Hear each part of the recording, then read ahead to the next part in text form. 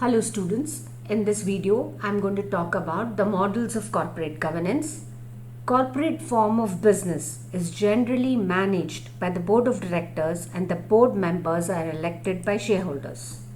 The board in turn appoints the professional managers to manage the business. Different countries have different regulations and corporate governance models differ based on these differences. So the corporate governance models broadly classified into Anglo-American model, the German model, the Japanese model and the Indian model. So the Anglo-American model.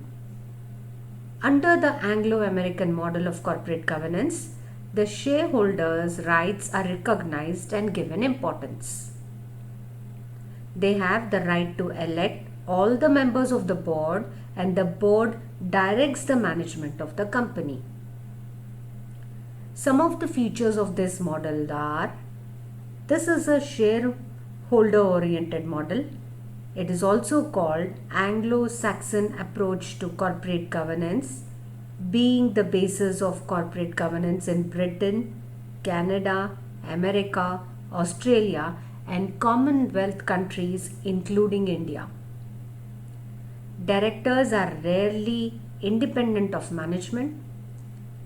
Companies are run by professional managers who have negligible ownership stake. There is a clear separation of ownership and management.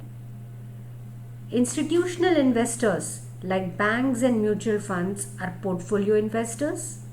When they are not satisfied with the company's performance, they simply sell their shares in market and quit. The disclosure norms are comprehensive and rules against the insider trading are tight. The small investors are protected and large investors are discouraged to take active role in corporate governance. The German model, it is also called as an European model. It is believed that workers are one of the key stakeholders in the company and they should have the right to participate in the management of the company. The corporate governance is carried out through two boards and therefore it is known as two-tiered board model. These boards are the supervisory board, that is where the shareholders elect the members of supervisory board. Employees also elect the representative for supervisory board, which are generally 1/3 or half of the board.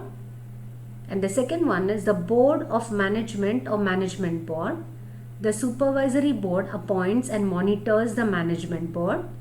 The supervisory board has a right to dismiss the management board and reconstitute the same. The next model is called as a Japanese model. The Japanese companies basically raise significant part of their capital through banking and other financial institutions. Since the banks and other institutional stakes are very high in businesses, they also work closely with the management of the company. The shareholders and the main banks together appoint the board of directors and the president. And hence, in this model, along with the shareholders, the interest of lenders is also recognized. The Indian model. In India, there are three types of companies, mainly the private, public and the public sector undertakings. Each of these companies has distinct kind of shareholding pattern. Thus, the corporate governance model in India is a mix of Anglo-American and German model. We have the company's law as a mechanism.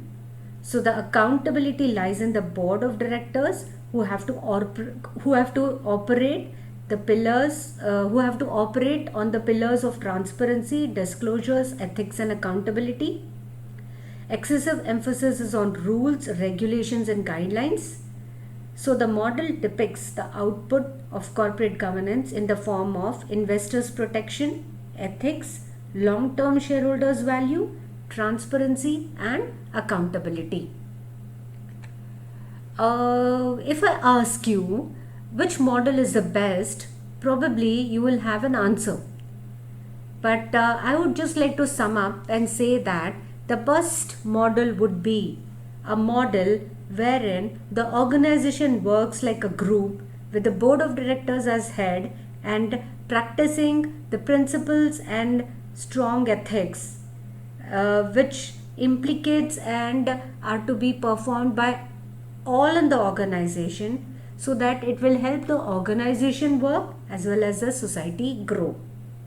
So to finally sum up, I would like to say the best model is the one which builds a strong and a qualified board of directors and evaluates performance, defines roles and responsibilities, emphasizes on integrity and ethical dealings, evaluates performance and making principled compensation decisions, and engaging in effective risk management practices.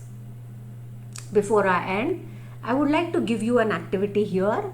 I want you to compare and contrast all the 4 models discussed here and then list down their similarities and differences. Thank you.